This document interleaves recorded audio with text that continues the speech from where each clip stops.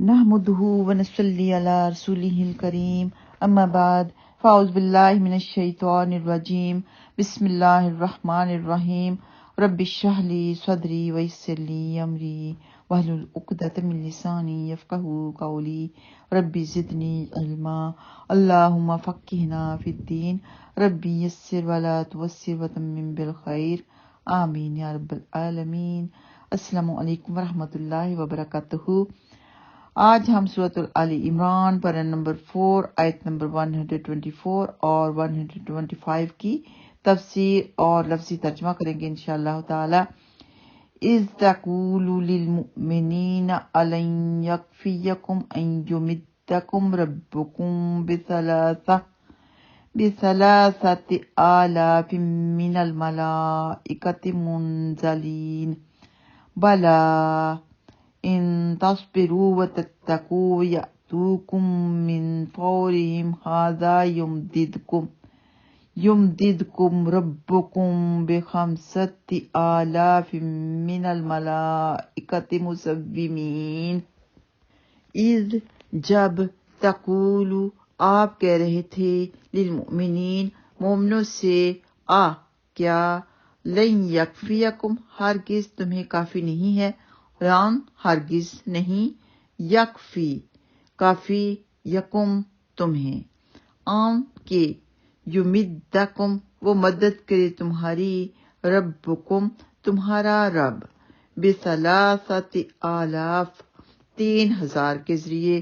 सलासा 3 को कहते हैं, आलाफ 1000 को कहते हैं, तो 3000 हो गया। मिनल मलाइका फरिश्तों में से, मुनज़लीन सब उतारे गए हूँ, भला क्यों नहीं, इन अगर तस्बिरू तुम सब सब्र करोगे, व तत्तकू और तुम सब डरते रहोगे, व यातूकुम और वो सब चढ़ आएंगे तुम पर, वा और या वो सब अतू आएंगे कुम तुम पर, मिन फौरिहिम फौरन अपने से, हाजा ये अपने इसी जोश से। अल-फौर के मानी सख्त जोश मारने के हैं। ये लफ्ज आग के भड़क उठने पर भी बोला जाता है और हंडिया और गुस्सा के जोश खाने पर भी। और हम अपनी उर्दू ज़बान में भी कहते हैं ना फौरन, कि फौरन जोश के साथ उसी वक्त फौरन। तो मिन फौरिहिम हाजा अपने उसी जोश से, युमदिदकुम वो तुम्हारी मदद करेगा। जैसे कि पहले बताया गया पारा नंबर 1 में कि मद के मानी खींचने के और लंबा करने के हैं। इसी से अरसा दराज को मुद्दा कहते हैं। तो यहाँ पर इसलिए इसका मतलब ये लिया गया है कि तुम्हारी मदद करेगा, यानी तुम्हें दुख तकलीफ से, रंजोगम से निजात दिलाएगा, तुम्हें दुश्मनों से बचाएगा। रब्बुकुम तुम्हारा रब, बेखमसती आलाफ 5000 के जरिए, बेखमसा 5000 से, 5 से, आलाफ 1000 से, तो खमसा 5 को कहते हैं, 5000 के जरिए, मिनल मलाइका फरिश्तों में से, मुसव्विमीन सब खास निशान रखने वाले हैं। तो मुसलमान बद्र की जानब महज काफिला कुरैश पर जो तकरीबन नहता था छापा मारने निकले थे। इससे पहले वाली आयत जंगे उहद के बारे में थी और ये आयत जंगे बद्र के बारे में है कि जब मुसलमान मुकाबले के लिए निकले तो मालूम हुआ कि मक्का से मुशरिकीन का एक लश्कर जरार पूरे गैज़ो गज़ब और जोश खरोश के साथ चला आ रहा है। ये सुनकर मुसलमानों की सफ़ों में घबराहट, तशवीश और जोश किताल का मिला जुला रद्दे अमल हुआ और उन्होंने अल्लाह सुब्हानहू तआला से दुआ की। उस पर अल्लाह सुब्हानहू तआला ने पहले 1000 फिर 3000 फरिश्ते उतारने की बिशारत दी और मजीद वादा किया कि अगर तुम सब्र तकवा पर कायम रहे और मुशरिकीन इसी तरह हालते गैज़ो गज़ब में आ धमके तो फरिश्तों की ये तादाद 5000 कर दी जाएगी।